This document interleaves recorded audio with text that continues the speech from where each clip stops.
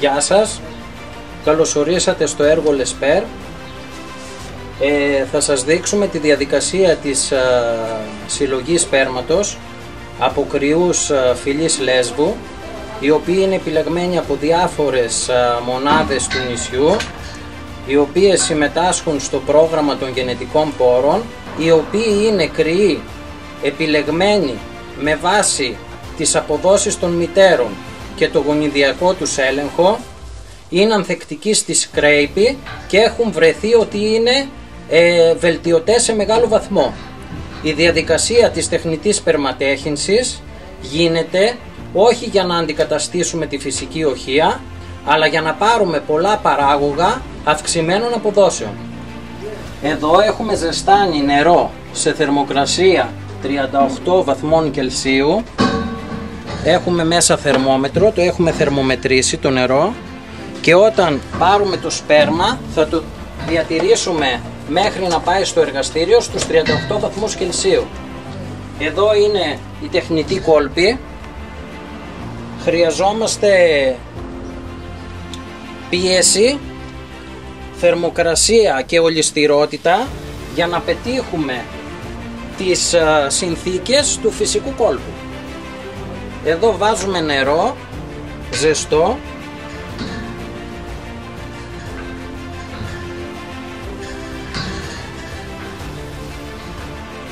είναι αρκετά ζεστό, περισσότερο από 38 βαθμούς Κελσίου, γιατί θα απορροφήσει η θερμοκρασία το πλαστικό.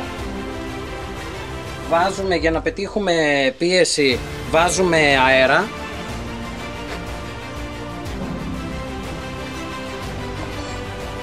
Η κόλπη είναι αποστηρωμένη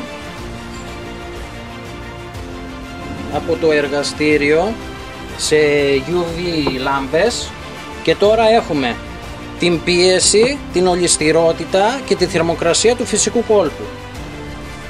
Κώστα, δώσε μου σε παρακαλώ τον 1276.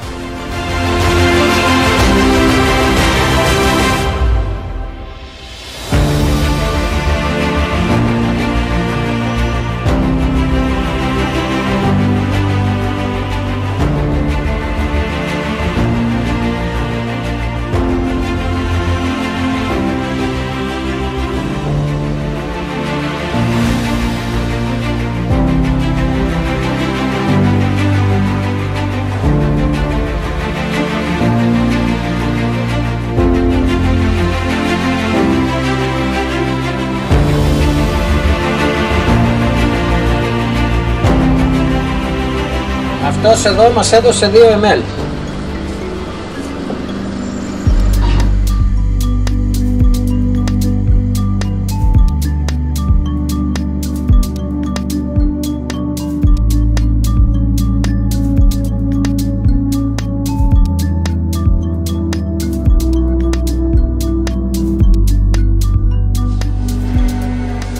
Κλείναμε τα χέρια μας, επειδή ήρθαμε από το στάβλο.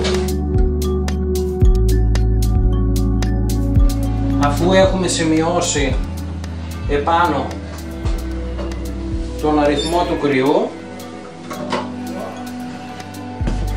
στην αρχή κάνουμε εκτίμηση της ζωτικότητας και της κινητικότητας των σπερματοζωαρίων για να δούμε αν είναι ικανοποιητικά για να συνεχίσουμε τη διαδικασία της αρέωσης και της επεξεργασίας και να κάνουμε σπερματέχυνση.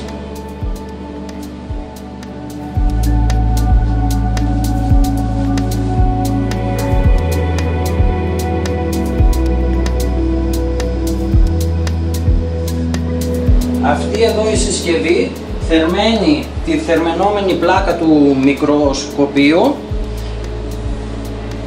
Μας δείχνει ότι η θερμοκρασία είναι 38 βαθμούς Κελσίου. Το έχουμε ρυθμίσει στους 39, αλλά έχουμε 38 βαθμούς για να μην στρεσάρουμε το σπέρμα. Οι αντικειμενοφόρες πλάκες είναι πάνω στην τράπεζα για να μην στρεσαριστεί.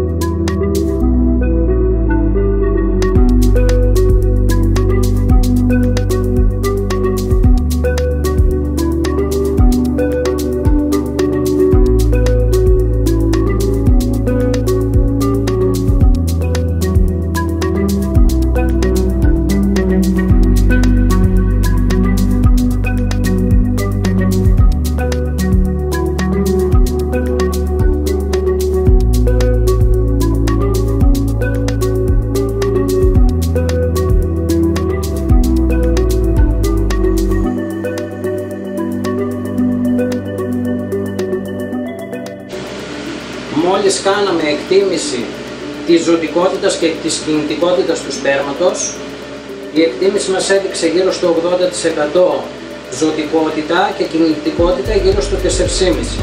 Με άριστα το 5. Το σπέρμα είναι κατάλληλο, μπορεί να συνεχιστεί η διαδικασία της επεξεργασίας.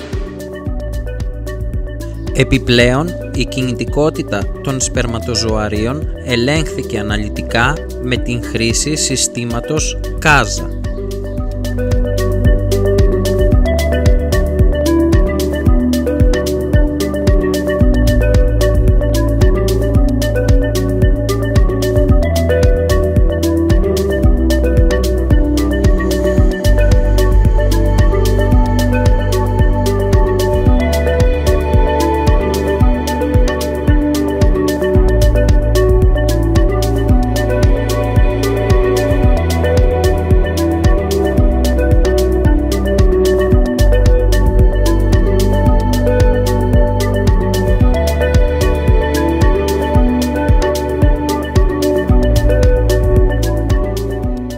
Καλυμπράρουμε το μηχάνημα, το πυκνόμετρο,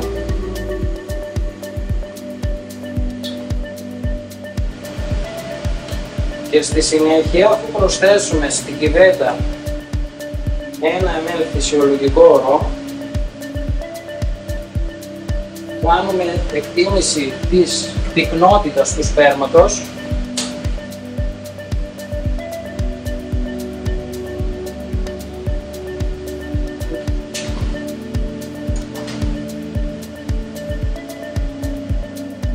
Για να υπολογίσουμε πόσες δόσεις θα μας δώσει ο συγκεκριμένος κρυός και πόσο αραιωτικό θα βάλουμε. Πάμε εδώ στο πίνακα του ΕΛΚΟ. Μας έχει δώσει την τιμή 22,78,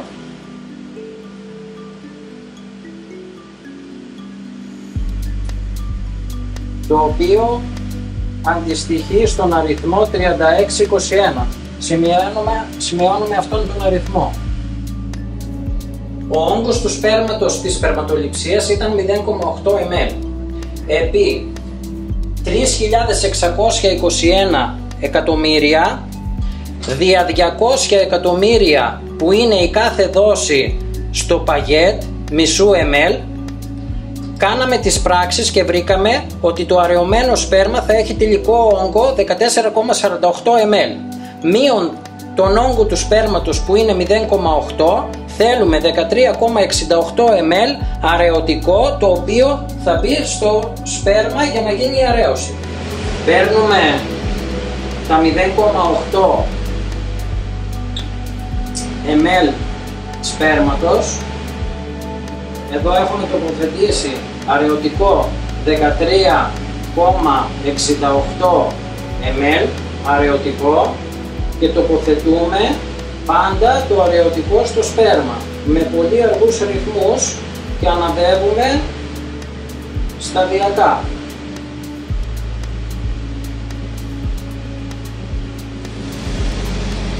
Το αραιωμένο σπέρμα θα μείνει 1/4 στο ψυγείο στους 5 βαθμούς για να προσαρμοστούν τα σπερματοζωάρια στο καινούριο περιβάλλον. Κάνουμε ανάβευση και μετά θα κάνουμε συσκευασία σε παγέτ των 0,5 ml.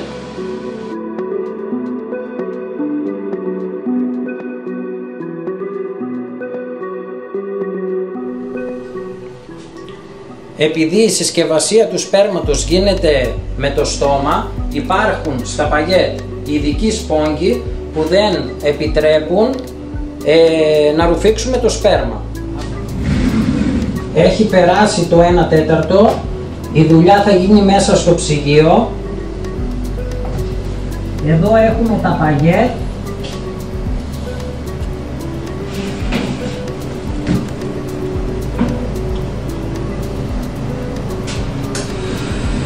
Συσκευάζουμε το σπέρμα.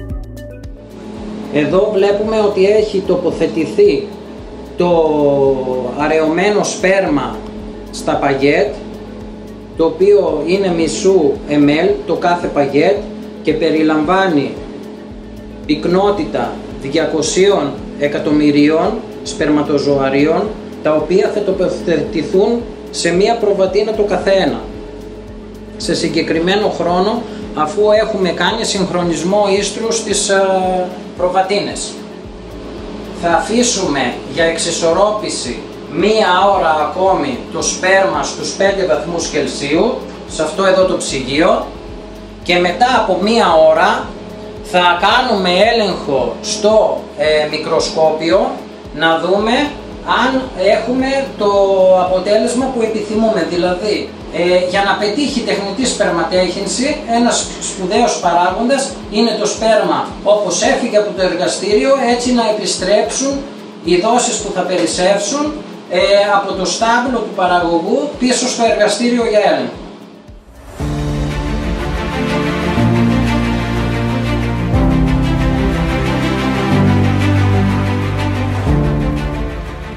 Ήρθαμε στο στάβλο για να κάνουμε τεχνητή σπερματέχυνση.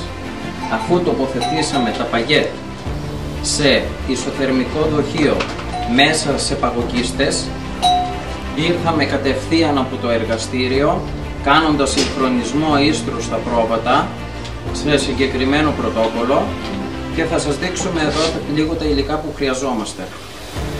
Χρειαζόμαστε ψαλιδάκι, καθετήρες, επικαλυπτήριους, το τζέλ, τον κολποδιαστολέα, την φωτεινή πηγή, ινόπνευμα, μπεταντίν και νερό. Αυτή εδώ τη συσκευή για να τοποθετούμε τα πρόβατα επάνω για να διενεργηθεί η τεχνητή σπερματέχυνση.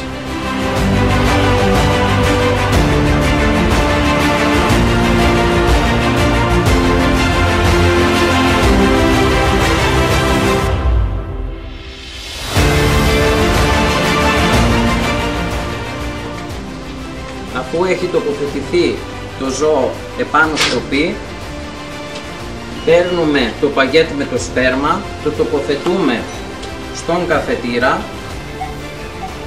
κόβουμε την κόλλα από πάνω, το οποίο ταμπονάραμε, βάζουμε επικαλυπτήριο,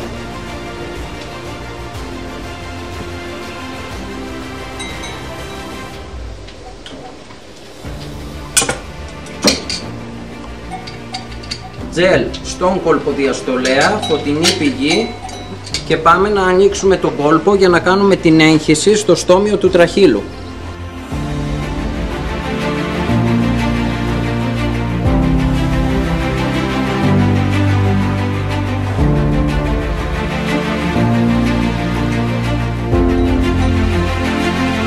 Βάλαμε τον καθετήρα στο στόμιο του τραχύλου και κάνουμε την έγχυση. Κατεβάστε σιγά.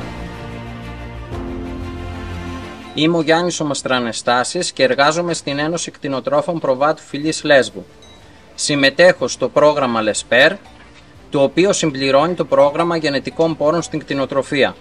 Εύχομαι τώρα που τελειώνει το πρόγραμμα LESPER, το Υπουργείο Αγροτικής Ανάπτυξης και Τροφίμων να ενσωματώσει στο πρόγραμμα των γενετικών πόρων την τεχνητή σπερματέχυνση για την αποτελεσματικότερη εφαρμογή της γενετικής βελτίωσης στο λεσβιακό πρόβατο. Σας ευχαριστώ.